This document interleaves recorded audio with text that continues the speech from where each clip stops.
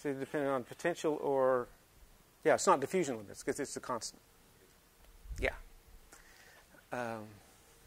So what is it? It's another process, and it doesn't contribute to the leveling. So an implication is stay below 20 C. Notice these temperatures, basically 1 C, 9, up to 50 C. Stay below 20 C if you want the best leveling. Okay, here's measurements of the viscosity. Allowed us to determine the diffusion coefficient. And the diffusion layer, determined in this way, is in the range of 10 to 20 microns. That's the thickness over which the concentration goes, that scale, where it goes from the bulk concentration layer to 0 at the surface. So in that scale, peaks structure within that scale are reduced much faster than at a larger scale. On a larger scale, this band tends to just follow the contours of the surface. So it's scale-specific polishing, leveling. We look for ways of describing surface roughness on the scale-dependent way, and you get to power spectral density derived from profilometry and AFM measurements, which are displayed here.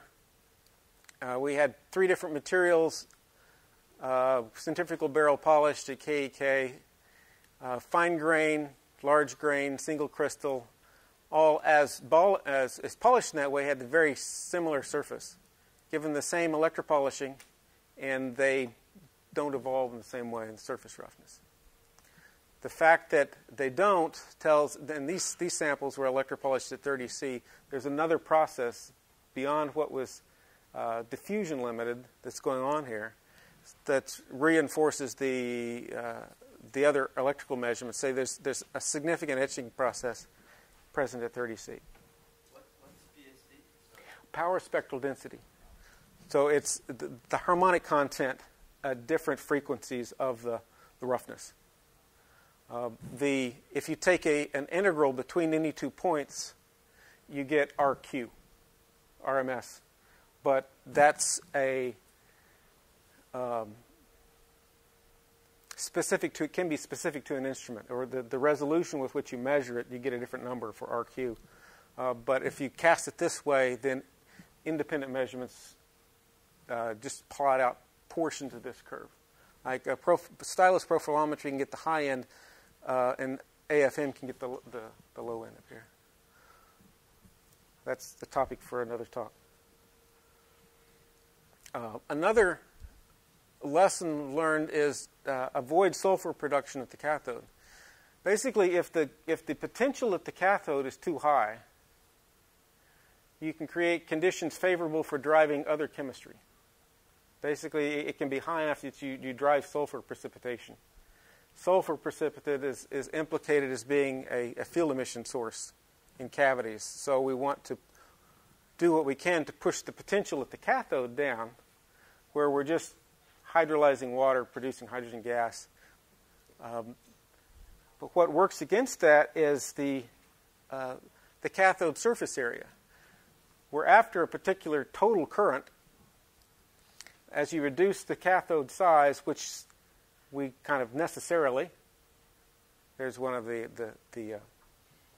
dogmas, necessarily is small. Well, I don't think it's necessarily small. Because of our geometries, that pushes the current density high up on the cathode, a factor of 10 more than on the anode surface.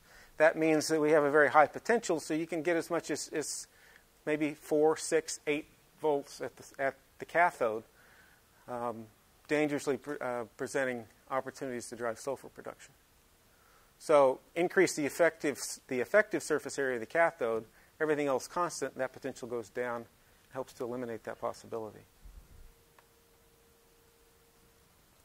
Okay, at JLab, we're electropolishing cavities, both 9-cell cavities for the ILC R&D work, plus this is a 7-cell cavity of the type aimed for our 12 GeV upgrade. But we've implemented spray cooling. I hate to say I'm sorry the sun's shining. It's beautiful. But there's a water spraying on the outside of the cavity as it rotates at 1 RPM, similar to the KEK variety.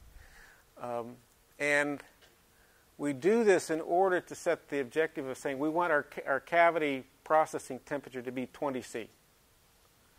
The chemistry process is very temperature sensitive. So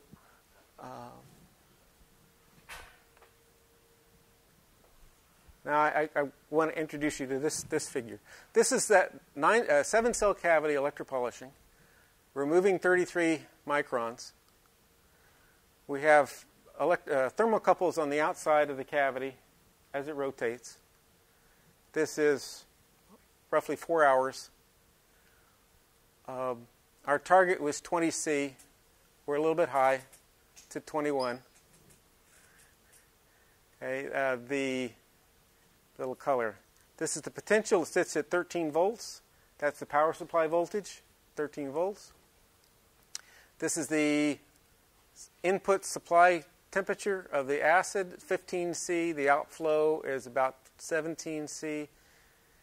The black, all of these, with the exception of the black lines, this is the scale. The current is this scale. So it's about 70 amps with significant flexibility.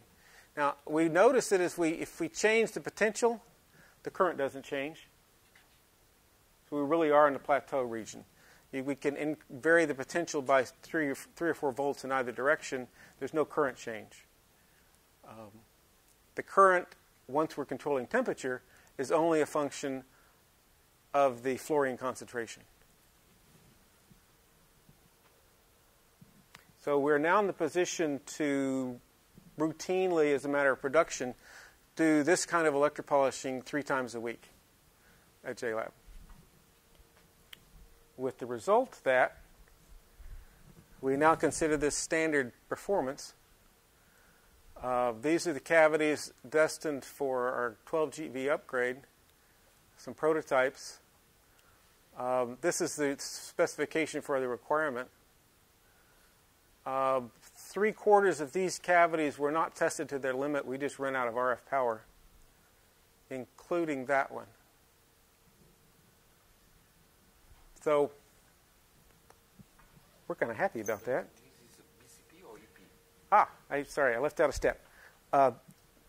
All these cavities had at least 100 microns to 400 microns of BCP, followed by 30 microns EP.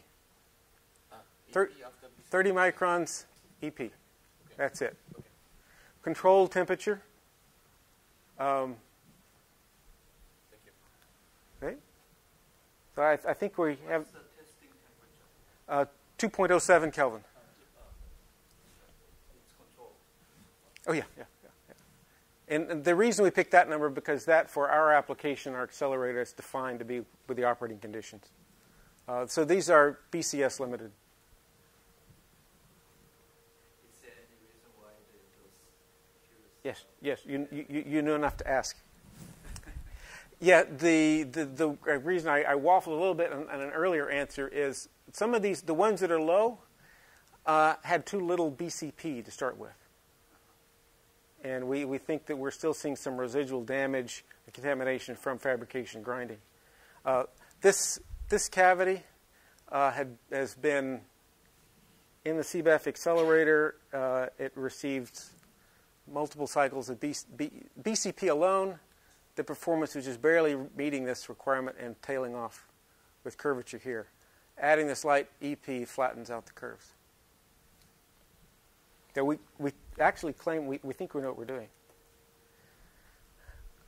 Okay, so if the objective is maximally smooth surfaces, to dodge the question for now of what smoothness is enough, we can expect that the best micropolishing for getting out topographic features, the best polishing happens on scales smaller than 15 microns. Yeah, no problem. So start with surfaces that are consistently smooth on that scale. I recommend barrel polishing or chemical mechanical polishing is under exploration now. There may be other techniques, but this is a technique, I think, technically informed way to begin set specifications. Also, what we call EP isn't always just EP. It has another temperature-dependent etching process present for temperatures that get high, so beware. Sulfur production, I mentioned at the cathode, can be a problem for installing field emitters left behind in the chemistry, so try to deal with the reaction kinetics to eliminate the potential for sulfur being produced. And we've noted that cavity performance difference with EP, current density itself is not a useful metric. As we've had successful cavities electropolishing, as I illustrated before in that set before, with current densities very stably running 17 to 36 milliamps per square centimeter, above 35 megavolts per meter. That's determined just by the age and depletion of HF in the process. That's the only effect it has. So the process takes longer to remove 30 microns, but no other noticeable effect yet. We have in process efforts to look at the evolution of defined topography as a function of time with series of controlled sample EP, AFM, EP, AFM, to model that process in hopes of gaining predictive power as a function of time. So the theme I wanted to communicate is that this, which is similar to what we've kind of harped on for thin films, is basic process studies are yielding improved understanding, and we believe that understanding is then leading to refining the process, and may also lead to new techniques for designing new processes from first principles. And it's also useful to our local accelerator applications.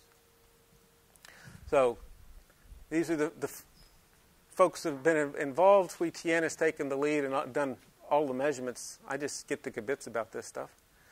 And here's the references that you can look at. There are a couple of the two recent contributions that were developments after the SRF conference last year in PhysRev's special topics. Fabian's and TN's came out this summer. So if you want to look at details, I'd point you there.